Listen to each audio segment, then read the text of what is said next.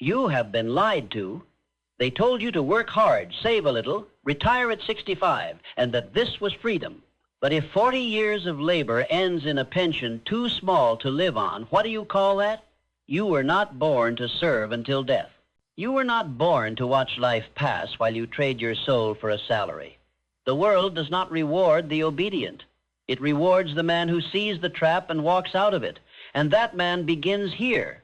Listen closely, because if you miss this message, you may work to the grave and still die poor. You believe you are free. You believe that hard work will pay off. You believe that one day, maybe after 40 years of labor, if you've been loyal, if you've saved, if you followed the system, you will get your reward. But I say this to you without apology. If 40 years of labor ends in dependency, then who truly owned your life? I have seen it too many times. Men who gave their entire youth to a job only to reach the age of 65 with a tired body, a trembling hand, and a fearful glance at the calendar because their money is running out. They obeyed every rule. They stayed quiet. They did what they were told. They worked. They waited. And when the waiting ended, there was nothing waiting for them. I ask you again, who owns the life of a man who gives it away one paycheck at a time, only to die uncertain, unfree, and unremembered? You must understand this. Slavery has changed its costume, but it has never left. The chains are no longer metal. They are made of routine, of debt, of low expectation, of unexamined beliefs. You were told that the system works if you follow it, but what you were not told is that the system was never designed to make you rich. It was designed to make you useful to someone else's wealth. I will not soften my words. I am not here to encourage you. I am here to awaken you, because until you see the truth of your condition, you will never walk free. You will smile politely while you waste your years and call it responsibility. You will praise the men who enslave you and call it employment. You will wait for a retirement that barely covers your rent and call it security. This is not a tragedy. This is a choice, and that means it can be unchosen if you are bold enough to face it. Now, in this speech, I will give you the laws that the wealthy learned while others were asleep. I will tell you exactly how Carnegie, Rockefeller, Schwab, Ford, and Lincoln rose from nothing. Not by chance, not by favor, but by alignment with truth and obedience to law. You will learn why work alone will never make you free, why retirement is the reward of the obedient, not the free. How schools are designed to shape employees, not owners. Why your job is not a plan, it is a placeholder. How the rich obey invisible spiritual laws that poor men ignore. How your daily habits form the prison you call life. Why waiting is the enemy and movement is the cure. And how the man who refuses to serve eventually becomes the one who commands. You will answer these questions. What is my life really producing? Have I mistaken obedience for purpose? Why have I delayed the building of wealth? What must I stop doing immediately? What must I repeat every day until my freedom is real? If you are honest, truly honest, you will realize that you are not free, not yet. But if you stay with me, if you listen to every word, if you repeat what I teach and apply it with precision, you will no longer work until death. You will build a life that works for you. And let me say this plainly. The chains are in your habits. The key is in your mind. And this is your last warning before time makes the decision for you. Affirm this aloud now. I refuse to work my life away and die poor. I was born to own, not to obey. Let us move forward now into part one. Work alone will never make you free. You have been taught to believe in labor. You have been told that hard work is the answer. That if you simply clock in, stay late, serve well, keep your head down, you will one day rise. But the truth is this. Work alone will never make you free. You can sell your strength to another man's dream for 40 years and still die without a name. You can give your finest decades to a factory, to a company, to an office, and still retire into scarcity, watching the calendar and the checkbook with equal fear. I do not speak against work. I speak against misplaced loyalty. The man who works without thought is no better than a machine. The man who works without purpose is no freer than a mule. And the man who works without ownership is still a servant, no matter how large the paycheck appears. Let me teach you the difference between labor and wealth. Labor is the effort of the body. Wealth is the command of thought. Most men sell their hours for another man's vision because they never understood this law. Money obeys thought, not time. A man can spend his entire life in toil and be passed by the thinker who dared to build a system. One man digs a hole. The other sells the shovel. Who do you think gets rich? The poor man always points to effort. He says, "I worked hard. I showed up every day." But he does not realize that the reward never goes to the one who merely shows up. It goes to the one who builds leverage, the man who through definite thought creates something that works without him. Andrew Carnegie worked once and profited forever. He did not simply swing hammers in a steel mill. He designed an empire. He built a system of processes, men, and materials that multiplied while he slept.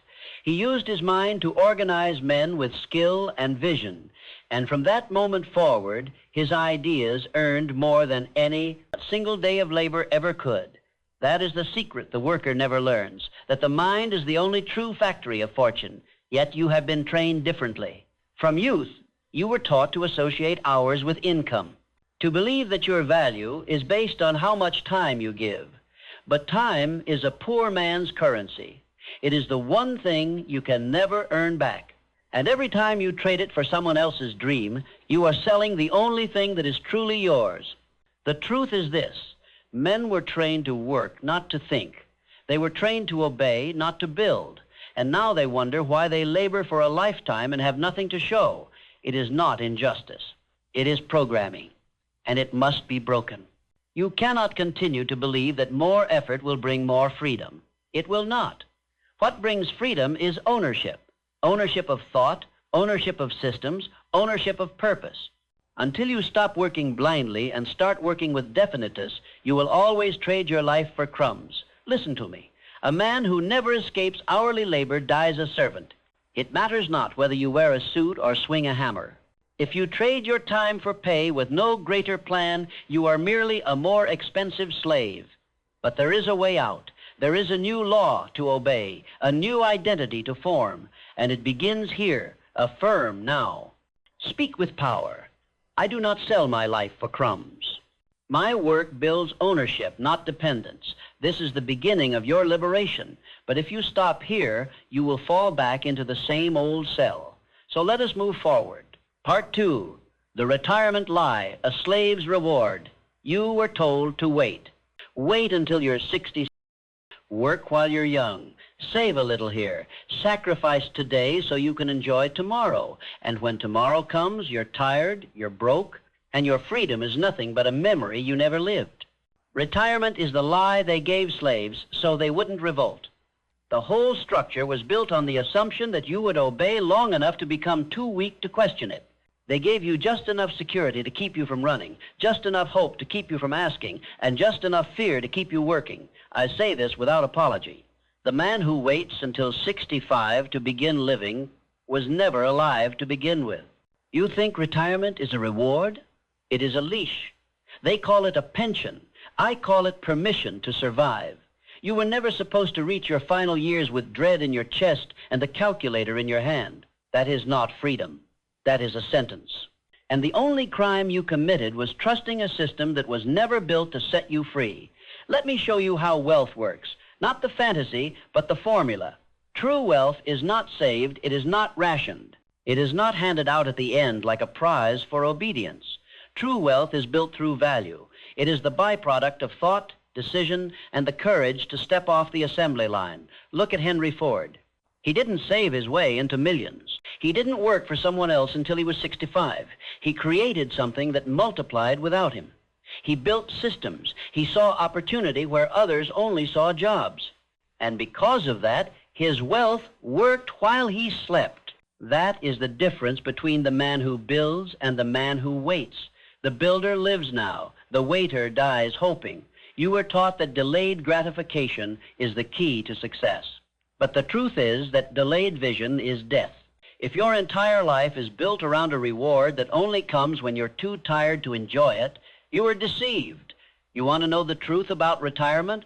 Here's the truth. Most men never make it there. They die before they ever escape the wheel. And the few who do arrive with a body that's weak, a wallet that's light, and a soul that's forgotten what it meant to move with purpose. It doesn't have to be this way, but only if you're willing to break the L-Drochter-Zerio. Lie today. Affirm with power. I do not wait for freedom. I build it now. I reject the retirement trap. My wealth begins today. The system rewards the silent. Part 3. Schools create obedient workers, not rich men. You were trained, not educated, conditioned, not liberated. From the first day you stepped into a school, they were not preparing you to own your life. They were preparing you to serve someone else's. The school system does not produce creators. It produces cogs. Think carefully. What did they teach you? Sit down, be quiet, memorize, repeat, obey. Raise your hand for permission to speak. Wait your turn. Learn the rules. Follow instructions. Stay in line. Now ask yourself, how many of those lessons do you see in the life of the rich? None. Because no man ever became free by obeying everyone else's commands. The men who rose, Carnegie, Edison, Ford, they broke the line. They rejected the path laid before them. They thought, they imagined, they questioned, they moved with belief, not compliance. Let me tell you about Thomas Edison. He was thrown out of school. The teachers said he was unteachable, deficient. They told his mother he would never learn. And what did he do? He went on to bring light to the entire world, not because of a classroom, because of belief, because of persistence, because of vision. And here is the great irony. The same system that rejected Edison now teaches about him. They celebrate his name, but they punish the spirit he lived by. The truth is this: schools do not teach wealth. They do not teach imagination. They do not teach faith. They teach order. They teach comfort. They teach dependency. They teach you to memorize a script and never to write your own. If you want to become rich, you must unlearn the thinking that made you poor. You must cast out the false beliefs that were planted in you by those who were never free themselves. You must question the path. You must think for yourself. Ask, why was I taught to fear mistakes more? Why was I never taught to build income? Why did no one speak of definite purpose? Why were the laws of wealth, faith, autosuggestion, desire, organized planning left out of every curriculum? I will tell you why. Because obedient workers do not need wealth. They only need enough to survive and to keep showing up. This is not an attack on learning. Number is a war against indoctrination. Education is power when it liberates the mind. But when it only trains the hand, it becomes a prison. If you want to rise, you must retrain your thinking. You must study what the free men study. You must speak like the man you intend to become, not like the one you were trained to be. You must ask questions they never let you ask. Who benefits from my obedience? Who profits from my delay? Who taught me that my value is measured in grades, hours, or approval? The moment you start questioning, you start building your exit. You were not born to follow instructions. You were born to give them. You were not made for desks and bells. You were made for vision and command. And if you are willing to reclaim your mind, you will reclaim your life. Affirm now with certainty. I think for myself, I question the path I was given. I was not born to follow instructions. I was born to give them. Part 4. A job is a temporary solution, not a permanent strategy. Let us be honest now, brutally honest. A job is not freedom. A job is not wealth. A job is not a plan. A job is a placeholder for the man who has not yet taken command of his own life. You were taught to believe that a job is security, but I tell you, it is only a cage with polite walls. The world taught you to find employment, not purpose. It taught you to search for paychecks, not plans. It taught you to settle for survival instead of building a life that commands respect and earns abundance. Understand this truth. A job may solve your immediate need, but it cannot fulfill your ultimate calling. If you do not have a definite chief aim, a job becomes a coffin. It is the slow decay of potential masked as duty. You wake up, you punch in. You work all day. You punch out and repeat. And somewhere along the way, you forget that you were meant for more. Do I say abandon your job? Number.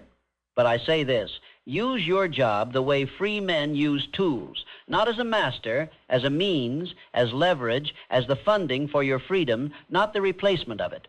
Let me tell you about Edwin C. Barnes. He did not despise work. He worked as a clerk, but he had one vision burned into his soul to become business partners with Thomas Edison.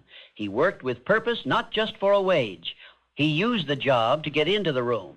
And once in the room, he proved himself and left the job behind forever. This is how wealth is built, not through years of repetition, but through intention, definiteness, and strategy. The tragedy of modern man is not that he works hard. It is that he works hard without direction, without purpose, without ownership, and so he becomes a slave, not because of chains, but because of habit. Hear me now. A job is only noble when it funds your freedom.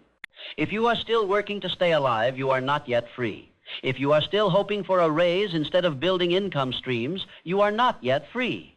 If your days are consumed with tasks that build someone else's dream and leave yours dormant, you are not yet free, but you can be. The door is open, but you must stop kneeling before the illusion of security and start standing for the reality of ownership. Do not live your entire life renting your time. Own your days. Command your income. Use your job. Don't let it use you. Say it with conviction. My job is not my identity. It is my tool. I use my job to build freedom. Part 5. The rich man's laws are spiritual. First, let the world keep chasing money. Let them scramble for crumbs. Let them trade hours for coins and sell their birthright for wages. I am speaking directly to you. You must understand what they do not. The laws that create wealth are spiritual before they are material. You cannot rise until you rise in mind. You cannot earn until you believe you are worthy. You cannot command until you obey the laws that govern riches. Not the laws written by men, but the ones written into the very structure of the universe. There is a divine law behind every fortune, and if you break that law, the money will break you. You have been told money comes from effort. I tell you plainly, money comes from alignment. You must align your thought with your belief with your words with your action, and your action with your plan. This is law. This is order. This is power. Look at the lives of the wealthy, not the ones born into it, but those who built it. Rockefeller tithed not out of superstition, but out of principle. He honored divine law. He believed money was a stewardship. He structured his empire not just on business, but on internal discipline. Andrew Carnegie surrounded himself with minds greater than his own, not because he was weak, but because he obeyed the mastermind principle. He believed that riches were attracted to unity, to definiteness, to mental harmony. Edison repeated the vision of electric light to himself long before the world believed in it. He walked with certainty while others mocked. He obeyed the invisible law of belief. Faith applied to a definite aim. Do you understand now? It is not business alone that creates wealth. It is belief. It is spiritual alignment. Faith is not religion. It is power. It is seeing the invisible as though it were visible. It is holding your vision with such intensity that the world must obey. And what of auto-suggestion? The world calls it foolish repetition. The rich call it mental programming. They know the subconscious mind must be told what to do. And what you say to yourself with emotion becomes instruction. And the subconscious executes what it is told. Let me speak to you plainly now. You can die as a laborer or rise as a leader. The difference is not money. It is thought, discipline, and decision. You were not born to merely work. You were born to build. You were not born to be instructed. You were born to direct. You were not born to comply. You were born to create. And if you are still breathing, still hearing these words, it means it is not too late. But understand, this is the final gate. You must cross it or forever live beneath it. What must you do? First, write your definite chief aim, not tomorrow. Now decide who you are, what you demand from life, how you will serve others through your purpose, and make it clear, bold, and written.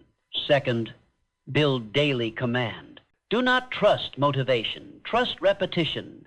Every morning, read your aim aloud. Every night, speak your belief in your wealth, your power, your identity.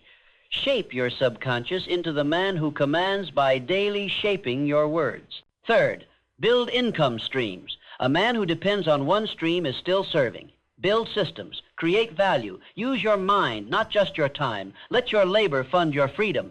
But do not stop at labor. Build ownership. And if you ever doubt that this path works, let me remind you, I walked it. I was the son of a poor miner in the hills of Virginia. I had no inheritance, no connections, no safety. But I had a voice. I had a mind, and I had a decision. That I would no longer serve the fear of poverty. That I would no longer serve ignorance. That I would no longer serve the chains passed down by weak men. I studied the minds of the rich, not the surface of their wealth, but the spiritual roots. I studied Carnegie, Ford, Rockefeller, Edison, and I found that every one of them obeyed laws that most men never learn. They mastered themselves, they decided, they acted, they repeated, and they became impossible to ignore. And by mastering thought, I became more than what the world expected of me. I advised millionaires. I built a legacy. I passed down a system, not of tips, but of transformation. And so can you. But it begins now, and it begins with your refusal. Refuse to live as if you are powerless. Refuse to wake up with no aim. Refuse to sell your time for crumbs. Refuse to think small, move slow, act weak. Refuse to die without building something the world cannot erase. You are not here to serve fear. You are not here to obey mediocrity. You are here to command. Let these final affirmations become your oath. I will not be a slave to any man. I was born to command wealth, not to work until death.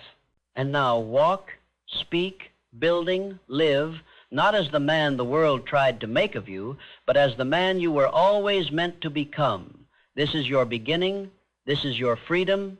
This is your new law.